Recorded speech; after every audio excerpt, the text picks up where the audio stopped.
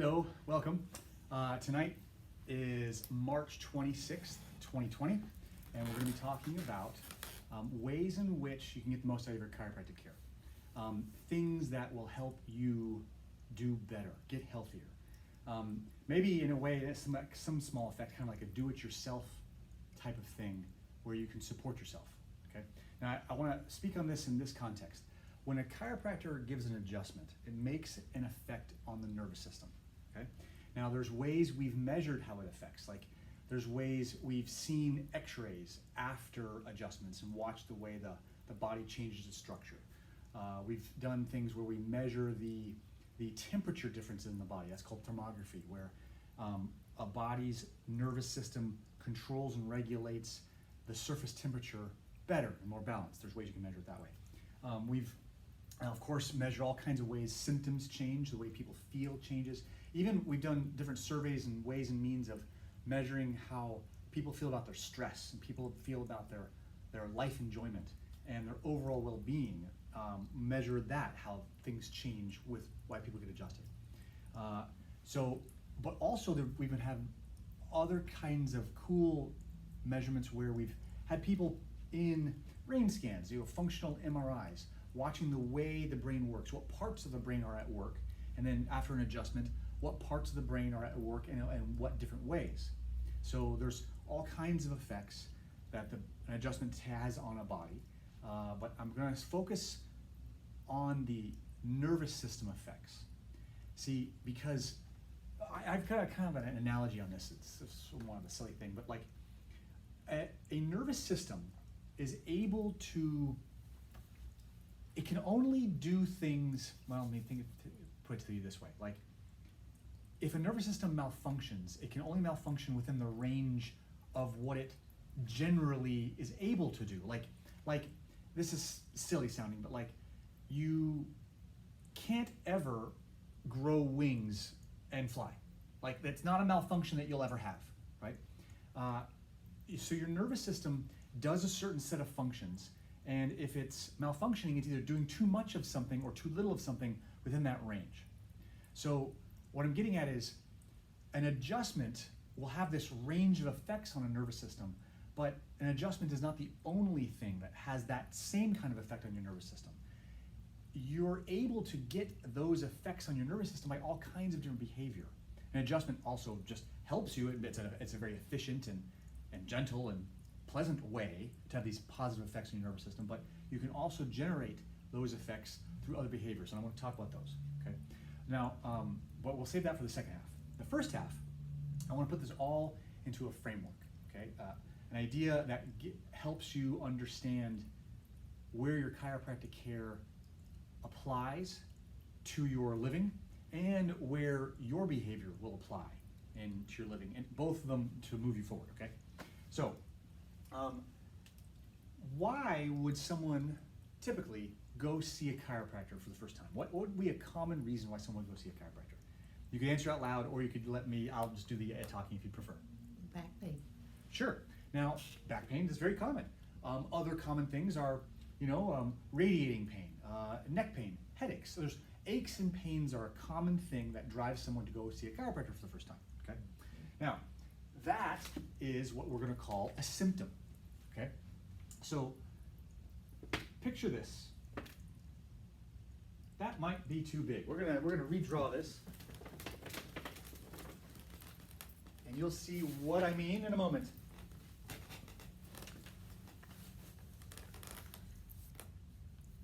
All right. How you feel is this tip of the iceberg, is the top of the pyramid. Okay. How you feel. All right. So, feel, or we'll call it symptom. All right, so that's what drives most of our behavior. We don't want to suffer. We don't like feeling the way we might feel, and we want to change it. So we go do something about it. Okay. But now here's the thing: how we feel is independent. Well, excuse me, it's not independent. It's entirely based on other things. How we feel is actually entirely based on how we function. How well we're doing determines how well we feel. Okay. So that is the foundation for that. a bit bigger too, okay? This is how we're doing. We're gonna call it doing. Function. Okay? How things work. Now, that's like things even so far as your immune system. How well your immune system is fighting things off, how well it's responding to things, right? The immune system is a very hot topic because of the current environment in our world right now. But how well things in your body are functioning are largely determining how you're feeling or symptoms that you may be having, okay? But the next thing here is function also is not independent. Function also is based on something. What it's based off of is structure. Now in college, in chiropractic college, we had this saying, and it's not our saying, it's like, it's a saying of all those who might study the body and health and the way things work. It's structure determines function. It's our saying, okay? So your function is based on your structure, okay? Now structure in a chiropractic context is heavily relates to your spine, like how aligned your spine is, how it's positioned, the curves of the spine, the individual bony alignment. That is what I mean by structure. But structure is broader than that too, right? So like we could talk about the cellular structure of particular organs. Like we could talk about like the tensile force, the pulling force, which is structure on the nerves and spinal cord itself. We could talk about like the brain structure. There's structure determines how things are working, and how things are working determines how well you're feeling and how well you're responding to the world, okay? Now, as a chiropractor, my physical act of an adjustment will act on this specifically, on the structure itself. When I adjust you, when I adjust anyone, I'm making alignment changes to the spine. I'm making movement changes to the spine. And that structural change will change the way things function, which then changes the way things are feeling, okay? Now, so that's my end of this bargain, and that's partly your end of the bargain. You gotta get here, and you gotta adjust it. And I can do that part, and then, hey, great, we make changes, right? Now, the catch, there's other parts of this that's need to know, right? Though, if we start working and the structure itself, structure changes slowly, by the way. Like when you put braces on for your teeth, it doesn't change right away. Teeth do not realign right away. It takes time, okay? So let's say we begin the process and not enough time has passed, not enough work has been done yet, and the structure is unchanged. Yet, the very top of the pyramid, how you feel, that's usually quickly responsive. Okay, that changes quickly, and someone might not feel bad anymore pretty quickly, and that's the thing that drove someone in. And that's the first thing that goes away, but it's not the cause of anything, it's just the effect of things. And so what will happen, we all know. It will come back, right? How we feel returns because the cause, the original cause of it, isn't changed, right? So that's something to know going in, that the work just needs to be done consistently. The work takes time. And your body changes, things heal, your spine structure slowly changes, how the nerves are aligned, how the stresses on the nerves change over time, how well things are firing and functioning and coordinating and integrating change over time, right? And then you get better and better function and better and better symptoms. So how I handle this in my office is, of course, I measure structure here by actually what I feel on someone's spine, by actually me putting my hands on someone's spine and feeling curvatures, feeling alignments, so there's a palpation part. I also take detailed postural pictures. So I'm just looking on the overall picture of how someone stands, moves their structure that way. You can also measure it through x-rays. There's all kinds of good and precise x-rays. Now, functionally, I'll measure that through the tests I do. We do different balance tests, different time alignments, and different proprioceptive tests. That's tests that measure how aware you are of your body's movement and position, okay? Also, I'll ask people questions about like, you're gonna tell me how well you can do certain things, and we'll rate it, and we'll measure it. And then of course, we'll also figure out symptoms because you'll tell me about that. How's it doing? Are you feeling better? Are things getting better? Yes, no? Okay, well, we'll keep working, or great, we'll celebrate, things like that. Now, one other thing, now here comes the advanced course, okay? Everything I just said to you so far is the basic course. Here comes the advanced course. Now, there are things that also influence structure. Structure too is not independent. It is not the bottom of this pyramid. There's another layer, okay? And for all practical purposes, what that layer is, I'm gonna leave you in suspense and force you to try to read my writing. That's a B. Behavior, okay? How we act, how we live in our life, what we do and what we don't do has a huge impact on our structure, particularly our spinal structure, right? If we sit around all day, it will morph our spine's alignment, okay? If we are moving around all day, that will change our spine's alignment, right? How well we hold our bodies, our postures as we move around. Like, we are mammals. Mammals broadcast their emotions through our body's posture. Like, if you see a dog with their tail tucked between their legs, you know that dog's not having a good day, you know? If you see a cat with her back all hiked up and right, that cat's not having a good day. Don't pet that cat, right? All body positioning movements are largely innate. Like, when we hold and move our body, it's an expression of our emotions. And so if we have the weight of the world on us, you can tell people have the weight of the world on us. I can see it when people walk in my door, okay? And so like, but it's a two-way street. Our emotions influence our body, but our body will influence our emotions. And so how we hold our body, how we move our body, what we do will broadcast to the world as well as reinforce what we have in here and in here, okay? So you can send a message to yourself that is a message of value, of confidence, of strength, of willingness, of forwardness, or even not just all those bold descriptors, but also like it's time to rest, it's time to recover, it's time to focus, it's time to nourish and nurture. You know, like how we present our bodies matters. So it influences both ways.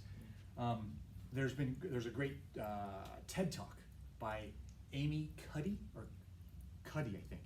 It was this researcher, and she did all these fascinating studies where she had people stand in different postures, hover on the boardroom table and stand and, you know, like do these different postures, and they measured their hormones before and after these things, and testosterone went up and all these different hormones went up, or they made them stand in other kind of like other ways, and stress hormones went up, and confident type of hormones, testosterone went down, and other things, just by changing body postures for a moment. Okay, so that all matters. Anyway, behavior affecting our structure, which affects our function, which affects how we feel.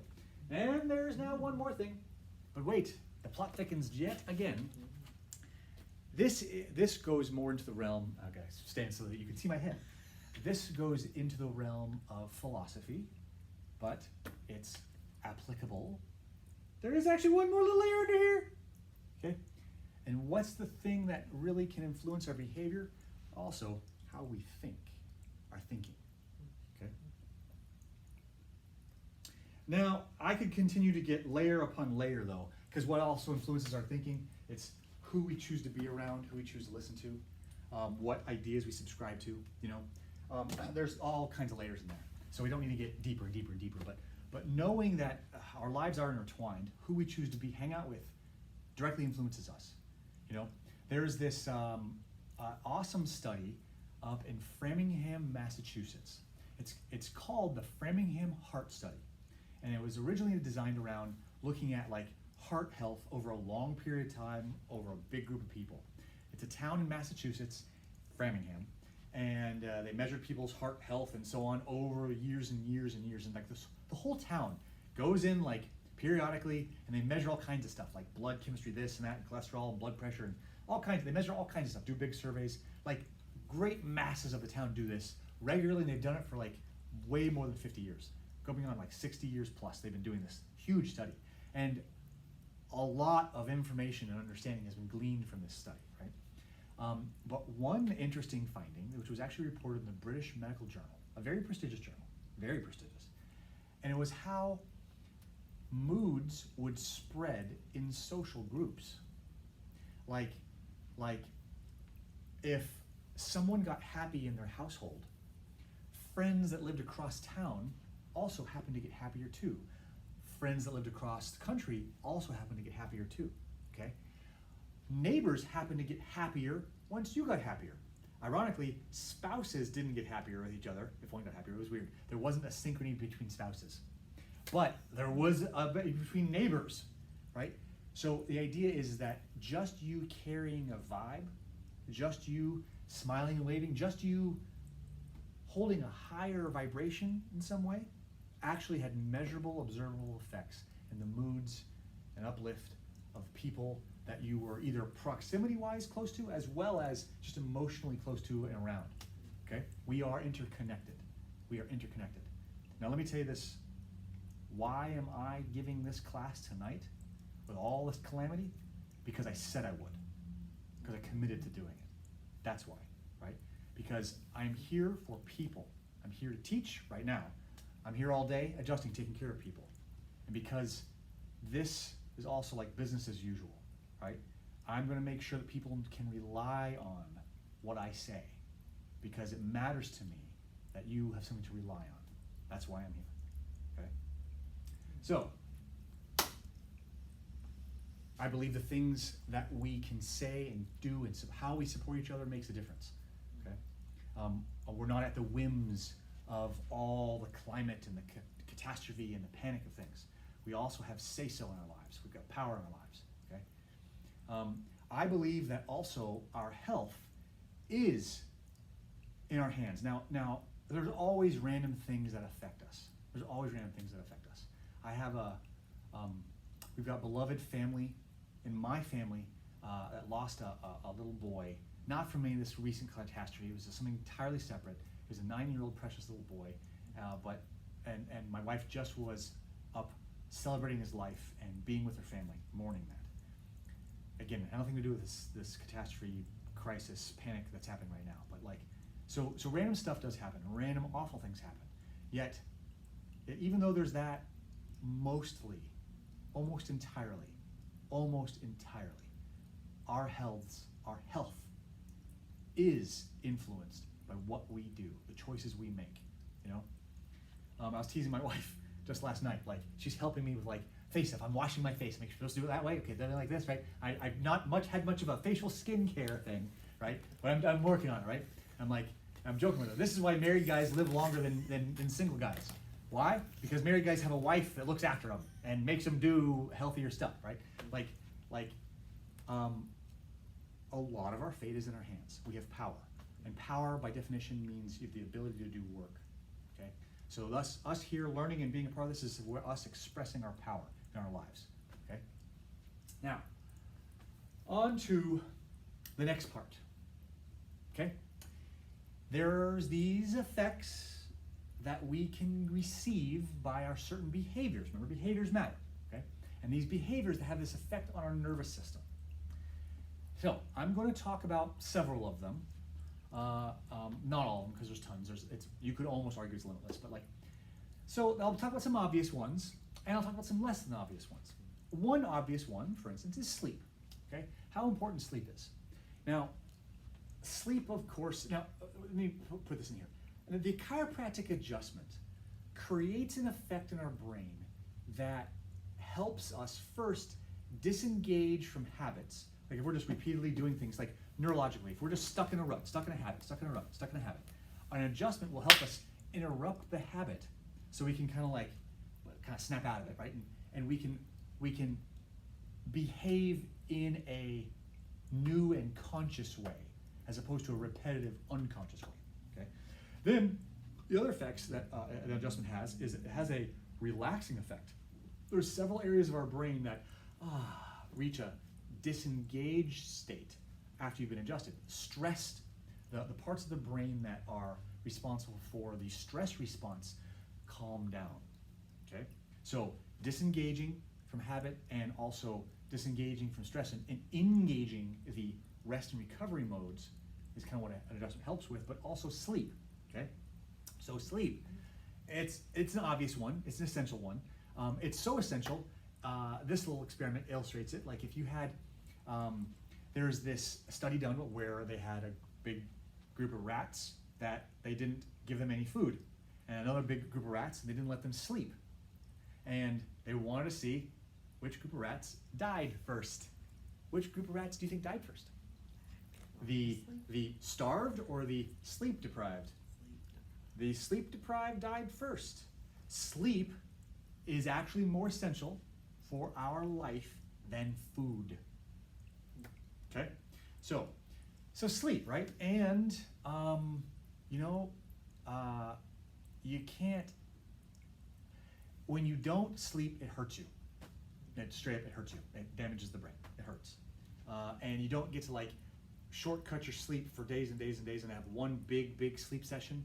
It doesn't undo all those effects, right? So there's actually been interesting studies on like in the NBA, the teams, the home teams did better if the traveling team had to go across time zones and disrupt their sleep pattern to get to that away location. Like they even measured like sleep and free throw percentage. Like people who had like 1 hour less sleep had 9% less accuracy on free throws. Like 9%, that's like a big deal. That's like the difference between being a really good and like a mediocre free throw shooter. Like this is millions of dollars are at stake. Games are at stake, and after getting a good night's sleep or not, right? So anyway, that's obvious.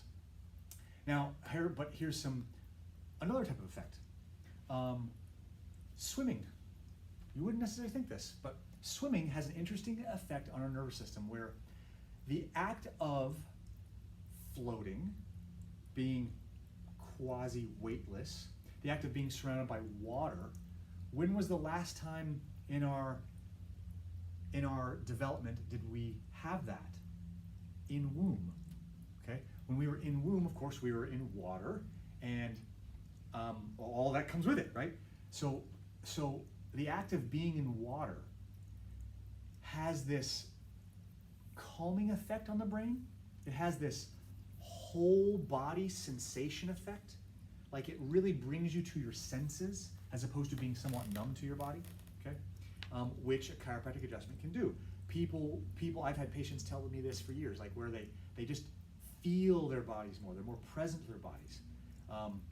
So you can get that effect from an adjustment like by, getting in the water, being weightless. Now the act of being weightless and moving around like that, you have to have an awareness of body position when you are in the water, okay? That's why, for instance, swimmers require a lot of coaching and practice to get their strokes just perfectly right, because this is still about body awareness and body movement, But anyway, being in water, there's this different kind of awareness, and it brings a heightened state of awareness of body position and movement. Okay, that's what sleeping can provide, right? All right, so not sleeping, sorry, swimming. All right, so what else? Well, okay, here's a perfect one: squatting. The act of squatting. Okay, so if you think about the ancient hunter-gatherer, right? The tribal person who they've just caught their thing and they're down by the riverside, squatting down. So look, I am flat-footed, okay, like this. Like this is, not many Americans do this well, right? I've practiced this. And so being flat-footed, down on a squat, you're down here doing whatever you gotta do, right? This position is wonderful balance and strength for the pelvis. Wonderful balance and strength for the pelvis. So there's people who live in rural Japan, way far rural Japan. And toilet sitting isn't that common in these areas. They have holes, and you must go to that hole and squat, right? And I had this patient, he was about to go back to Japan and visit his mother, his elderly mother who lives way out in the sticks, and he's like, I gotta build up my squatting strength again because I haven't had to squat for a while. But so he goes and he has to build. He works on his squatting strength, and he's ready. He's trained up his muscles so he can go and take a poop when he's back at his family home way out in rural Japan, right? Anyway, so there you go, right? But his elderly mother, no problem, squats right up. She's got strength, right? And that correlates with with continence versus incontinence, like the ability to hold it however you want to at to whatever age, that comes from strength down here. And we Americans don't have it well. Okay, we don't need to do that very often. We don't, you know, and all we sit, you know. Anyway, so the act of squatting, and so that strength that you get, that balancing that you have to have, and that flexibility that you can get in your pelvis from that is wonderful. Now, an adjustment, of course, it helps with the nerve conduction, where you can help with the balance. It definitely helps with the movement, the alignment, but like that strength is still up to the person to train that, right? So squatting is wonderful. It's wonderful, wonderful effect. Okay. How about some other ones? You know, dancing. This is interesting. In some cultures, some cultures, kind of like the kind that still live in a tribal kind of environment, like very seldom used languages. The words for music and dance are the same thing. So in other words, like we in our you know, different kinds of society have separated those. We can passively just listen to music, but what music does on our brain is it lights up the activity of our entire brain. Like similarly, when you get an adjustment, there is a difference in holistic activity, left-right balance and activity from getting adjusted. But listening to music has a similar effect. It has this. That's why people can feel good just listening to music. That's why it has an emotional effect. It affects our whole nervous system. Okay, so listening to music, but also then dancing. You know, it's the physical expression of it. Again, movement of our bodies is so darn important. We don't move our bodies well or much in westernized society. Like we'll walk, whatever. But anyway, so you know that actually brings me to another thing. So if you think about the ancient days where we had to go run after our dinner, okay, we had to do everything physically, basically. Of course, there's lots of creativity involved in what we're doing, but still, there's a lot of physical action, right? Imagine someone running and moving and stuff like this. As they move, their head and their eyes lock onto what they're going towards. They're locked on while their body's moving around. Their head and eyes stay level and still, centered at least, okay? So in order to do that, it takes a lot of like brain-computer power. There's all kinds of sensory input through our spine, particularly the upper part of our neck, that allows our head to stay centered and level while our body moves. Like while our body's moving around, my head can stay centered and level, okay? This actually takes some practice. It's a little tricky to do, right? So see how my eyes are staying level, my head staying centered, right? So that action, so that's the kind of things we might have had to do in the past, where we'd move our bodies while our eyes stayed centered and our eyes stayed level, right? But nowadays, we do the exact reverse. Our bodies do no movement, sitting up here, we might move our heads around, okay? So the requirement of our brain's awareness and coordination of all this movement, so this stays level, is vastly underutilized, and it's utilized in reverse, where our head does the movement while our bodies are still. And so chiropractically speaking, if people want to improve the health and function and stability of their necks, which is very important, and I spend a lot of time adjusting people's necks, right? This action of like standing where your eyes are level, your face is centered, and you move while your head stays still, or you tilt and your eyes stay level, or you combine it all together, you know, move around, right? Looks all funny and stuff. But that action will greatly help the health and structure and neurology of someone's neck. Okay? So, moving on here. All right. So, here's one that also would be unusual. Okay? So, a chiropractic adjustment will also, it strongly has a relaxing effect on the nervous system most of the time, right? Now, that relaxing effect, it's called parasympathetic. Now, when we're getting up and going engaged, that's called sympathetic. That's just what we call it. I don't know what the original Greek or Latin terms of that is.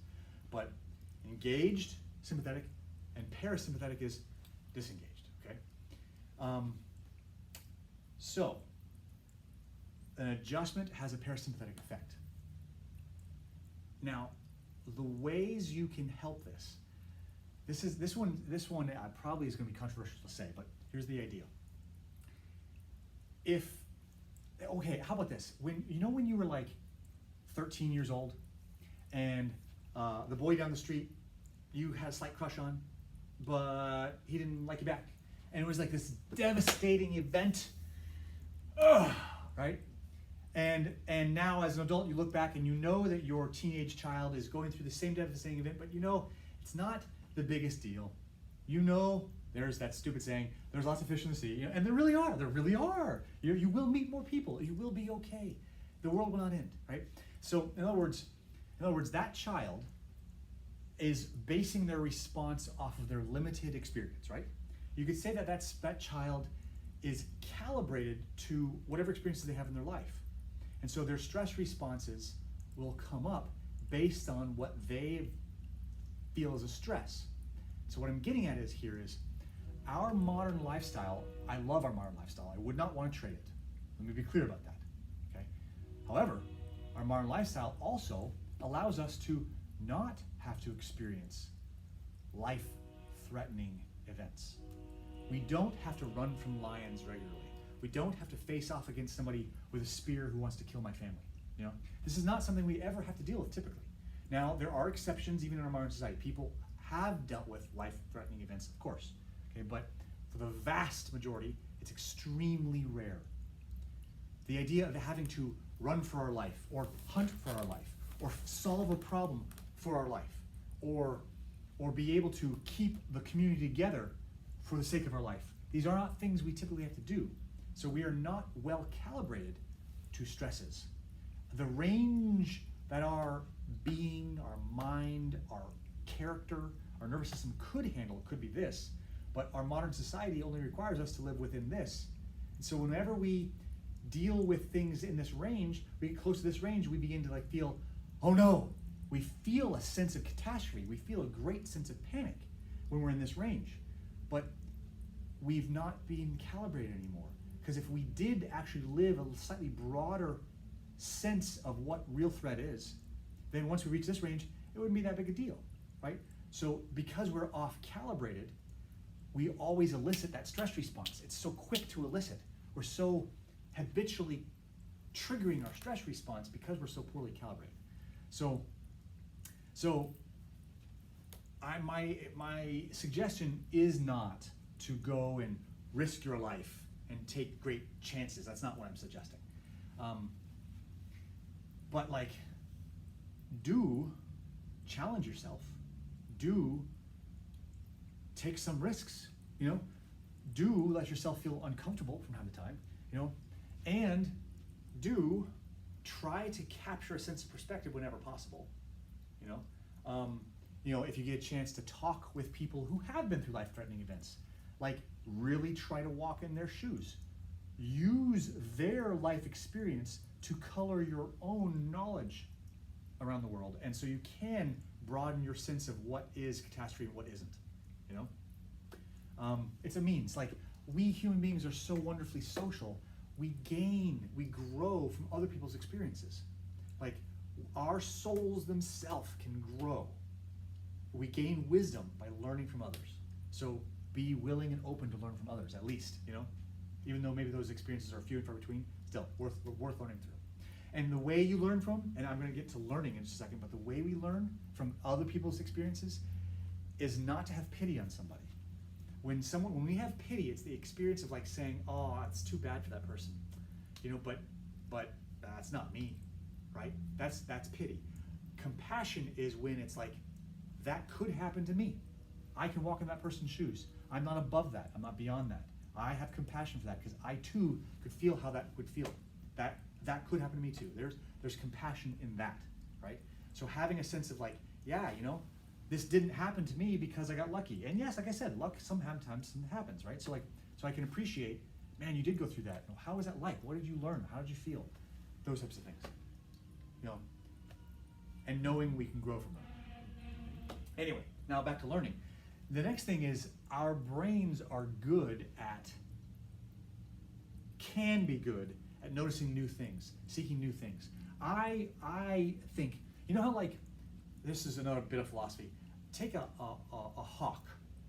A hawk is most successful when it's doing hawk-like things. Like it's soaring and looking for prey, and it will go down, that hawk that's behaving to its true nature is successful, right? So what is human nature then? What's our truest nature? How can we be most successful as humans? I fundamentally believe, maybe more because humans are interesting and diverse and complex, but one of our fundamental things, I believe, we are explorers. We are explorers. We explore externally, of course. We explore depths of information and knowledge. We also explore internally, like we explore, and learning is part of the exploration. Like we can sit right in the comfort of our own house, stare at a computer screen and learn something that makes us go, wow, that's fantastic to know.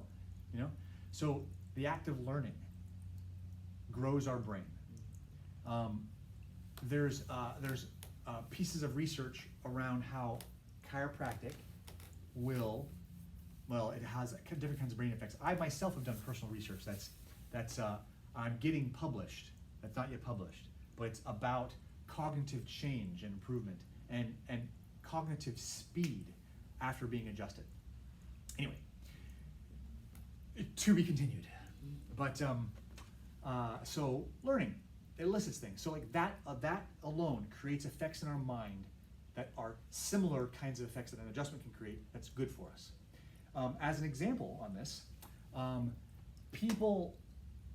there's been people who have passed away, and during an autopsy, they've discovered their brain was the brain of someone who may have had a lot of dementia or Alzheimer's. There was a lot of decay and, decay in the brain, okay?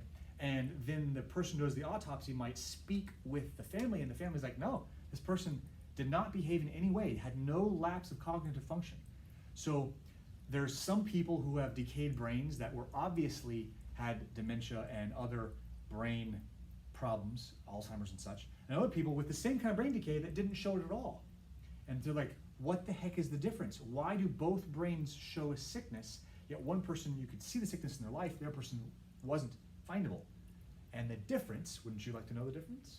The difference is that these people were lifelong learners. They had a vast reservoir of cognitive power, of cognitive strength, vast.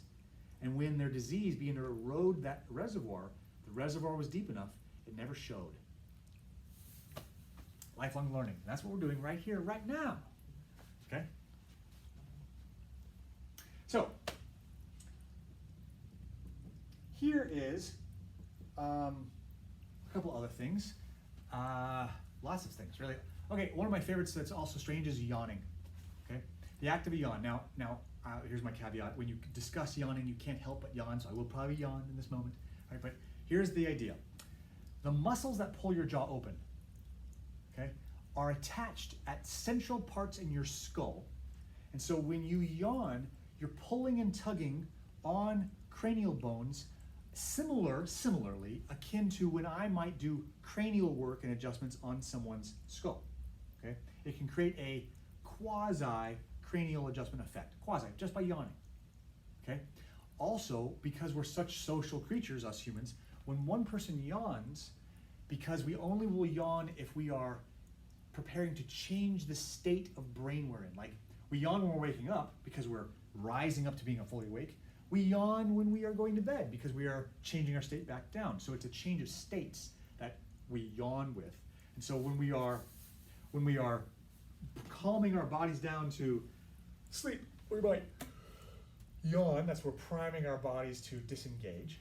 And that yawn is now a social signal to everybody else saying, hey, we're good, we're safe, things are well, you can disengage too. And the yawns are happening in the audience. Yes, right?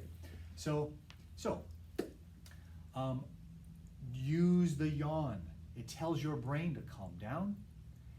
It signals the rest of your physiology, let's disengage, let's relax. It will also help the structural health of your skull. Yawning, okay?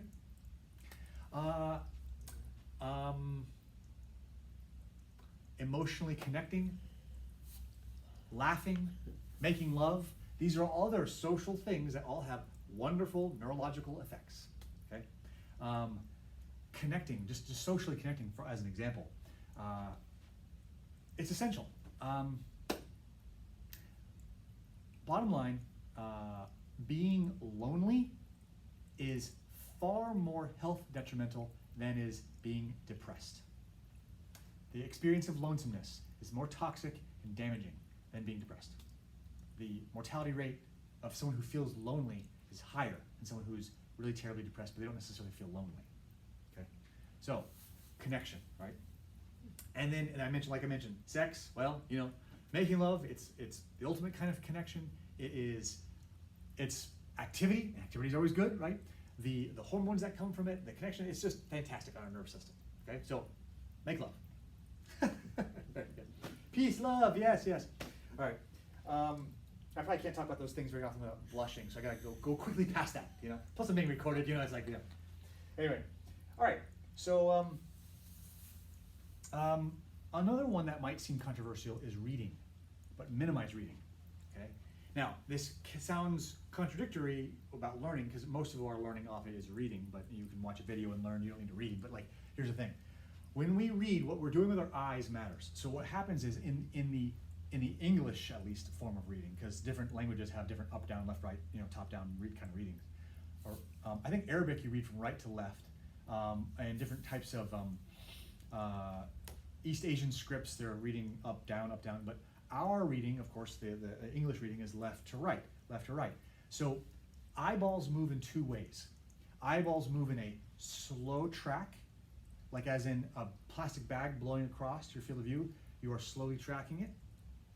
And then there's the quick movement, when you move your eyes real quick to the next thing.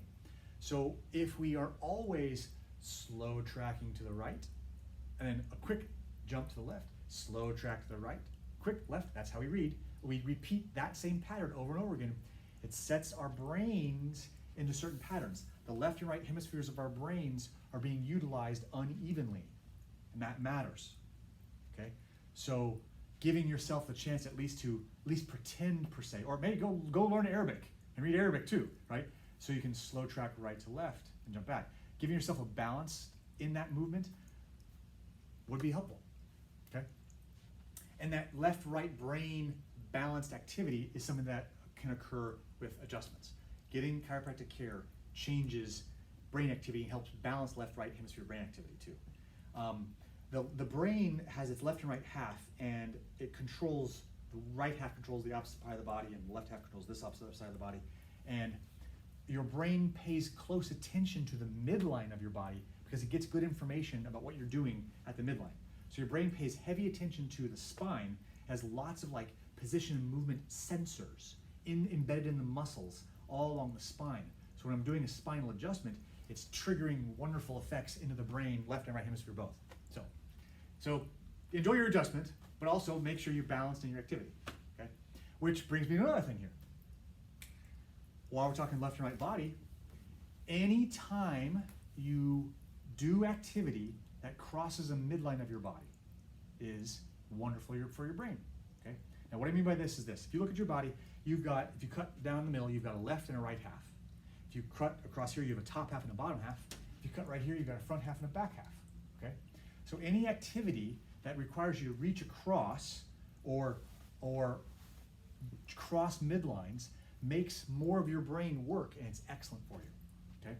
So I'm gonna give you, I'm gonna jump right to the hard one, and this is a demonstration of a crossing all midlines of the body action that is excellent for us, okay? So it looks like this.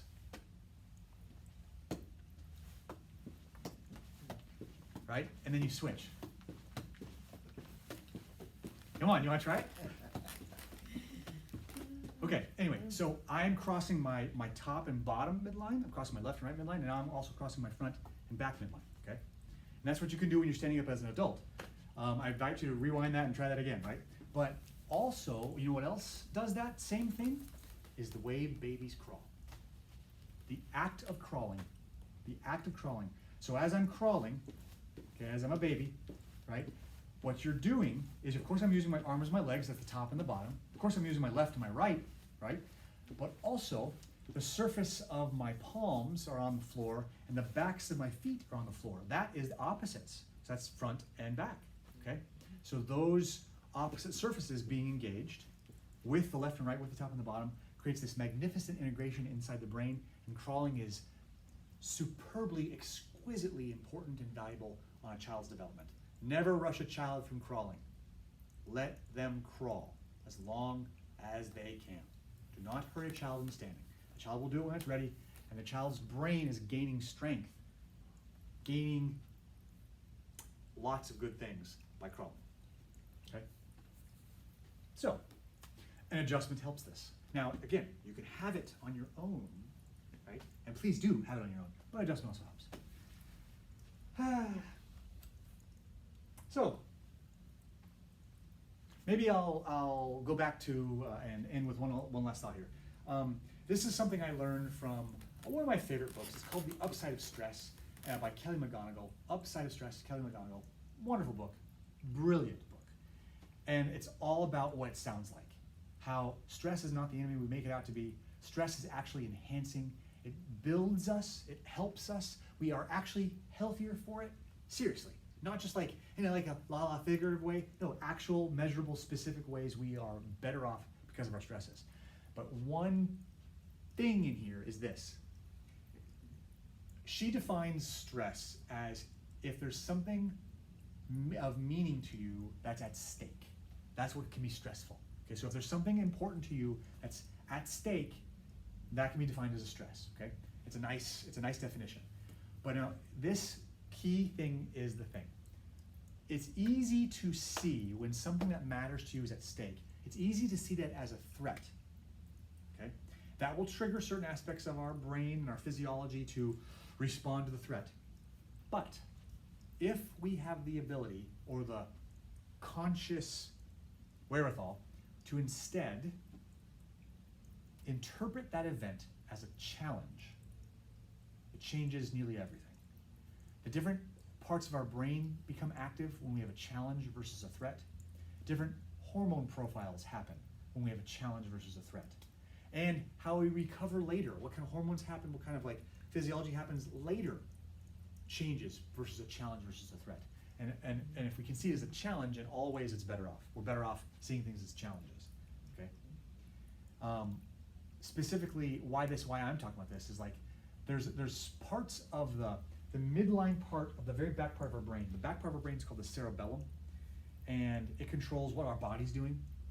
And the mid part is active when we are stressed, and when we get an adjustment, it calms down.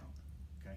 So likewise, when we can interpret our threats instead as challenges, parts of our brain calm down, and other parts of our brain come alive. Like we are now going to deploy our skills, our strengths to handle this challenge.